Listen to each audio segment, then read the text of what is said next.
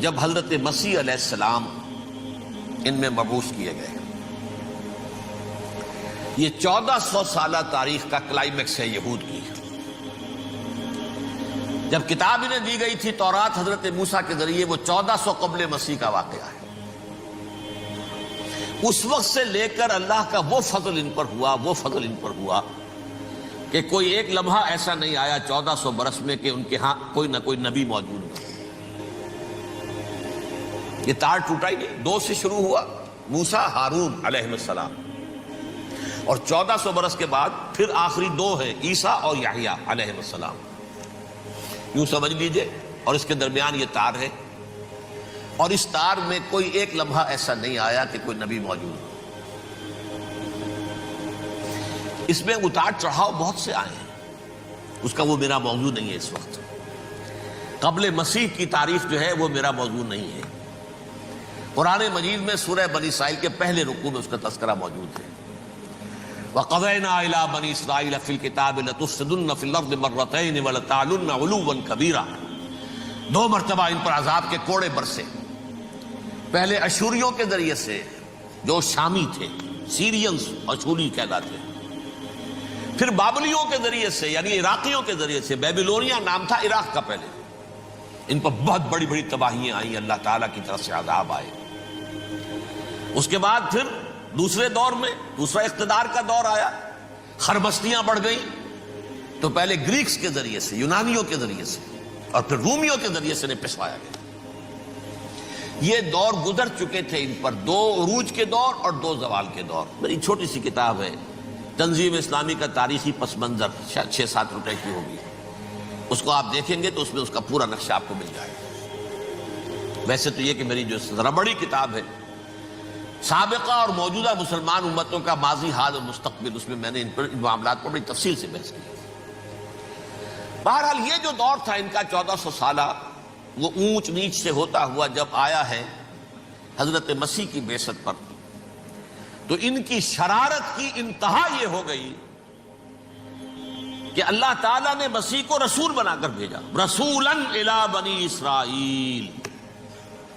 حضرت موسیٰ اور حضرت عیسیٰ کے درمیان رسول کوئی نہیں ہے، سب نبی ہیں. حضرت موسیٰ رسول تھے اور حضرت عیسیٰ رسول ہیں. درمیان میں داؤد ہو، سلیمان ہو، یشعیاء ہو، زکریا ہو، یہ سب نبی ہیں. یحییٰ نبی ہیں، رسول نہیں. لہذا وہ شہید کر دیے گئے. رسول شہید نہیں ہو سکتا، قتل نہیں ہو سکتا. لیکن عیسیٰ اور موسیٰ کے درمیان 1400 برس ان کے جو ہیں، اس کا کلائمیکس ہے حضرت مسیح علیہ السلام کی بعثت. اور حضرت مسیح علیہ السلام کو جسے اللہ نے اپنی روح قرار دیا، روح منہ، کلمتہ القاہا الی مریم، اللہ کا کلمہ. عظیم ترین معجزات. انہوں نے کیا کہا؟ یہ ولد الزنا ہے، حرام زادہ ہے، معاذ اللہ، نقل کفر نہ باشد. یہ جادوگر ہے، یہ مرتد ہے، یہ واجب القتل. اصل حکومت اس وقت رومیوں کی تھی حکومت، لیکن انہوں نے انہیں آٹونومی دے رکھی تھی، اپنے مذہبی معاملات تم خود طے کر سکتے ہو. تو کائفاس جو اس وقت کا ان کا ہیڈ ربائی تھا سب سے بڑا، اس کی عدالت نے فیصلہ کیا مسیح کو سولی چڑھا دیا جائے. پائلیٹس پونٹس، اس کے پاس ان کی ازداشت پہنچ گئی، یہ ہمارا مجرم ہے مذہبی، یہ مرتد ہے، یہ کافر ہے، یہ جادوگر ہے، یہ واجب القتل ہے، اسے قتل کر دو، سولی چڑھا دو.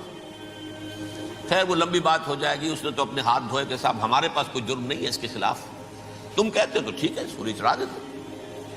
یہ دوسری بات ہے کہ اللہ نے حضرت مسیح کو اٹھا لیا آسمان پر. ان کی جگہ وہ شخص سولی چڑھا جس نے غداری کر کے گرفتار کروایا تھا، جوڈاس اسکیریوٹ. اس کی شکل اللہ نے بدل دی حضرت مسیح کی سی، اور حضرت مسیح کو فرشتے اٹھا کے اوپر لے گئے، وہ زندہ آسمان پر اٹھا لیے گئے.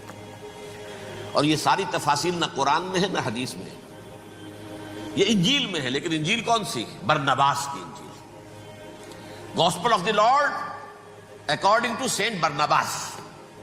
یہ حواریین مسیح میں سے تھے، لیکن عیسائی ان کو تسلیم نہیں کرتے، ان کی بائبل کو صحیح نہیں مانتے، کینونیکل نہیں مانتے. 100 انجیلیں تھیں، 104 تھی، جن میں سے 4 چنی ہیں انہوں نے. یہ متی اور جان اور مرکس مارکس، یہ ہے تو یہ 4 انجیلیں ہیں انہوں نے تسلیم کیے کہ یہ کینونیکلز ہیں، یہ تو ہیں حقیقی، باقی جو ہے 100 اس کو وہ تسلیم نہیں کرتے۔ ان میں سے ایک ہے یہ برنباس، اس میں یہ تفصیل ہے کہ اللہ تعالیٰ نے اس شخص کی، جیوڈاس کی، یہودا جیوڈاس اس کو انگریزی میں کہتے ہیں، اس کی شکل بدل دی حضرت مسیح کی سی، وہ گرفتار ہوا، وہ سولی چڑھا۔ وہ غدار تھا، غداری کی سزا اسے ملنی تھی، وہ مل گئی۔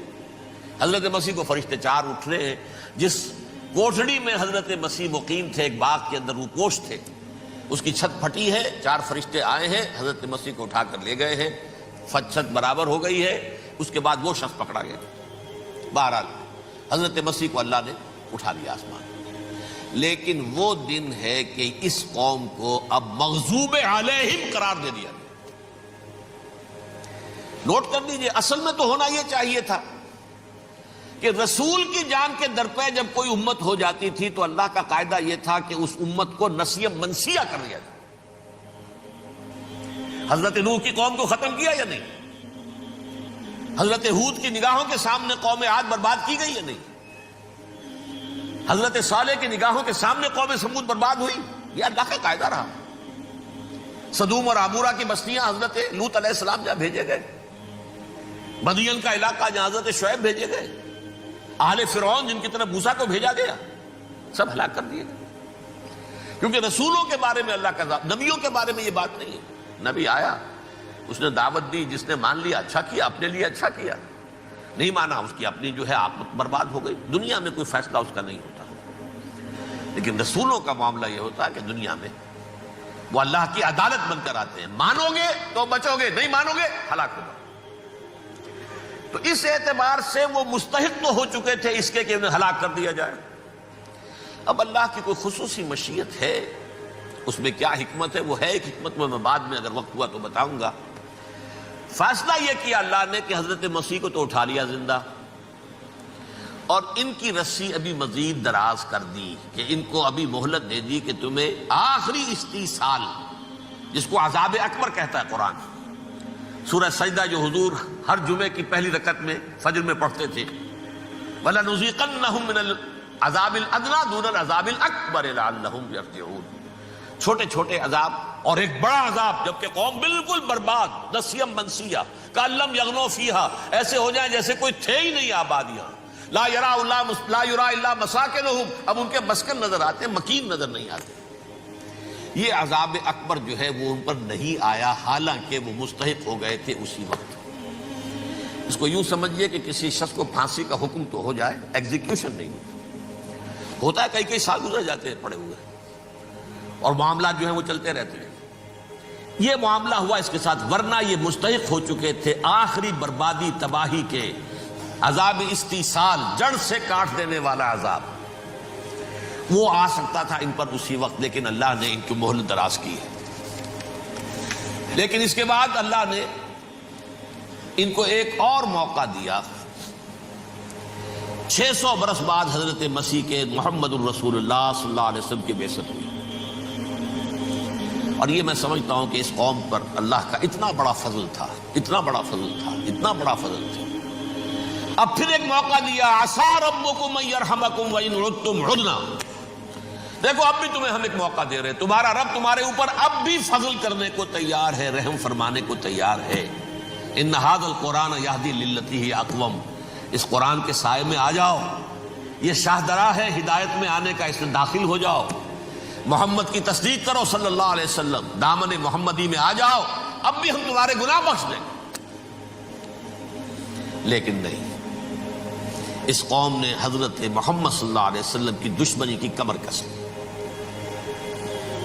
اور اب یوں سمجھیے اس تاریخ سے لے کر آج تک یہ گٹھ جوڑ ہے۔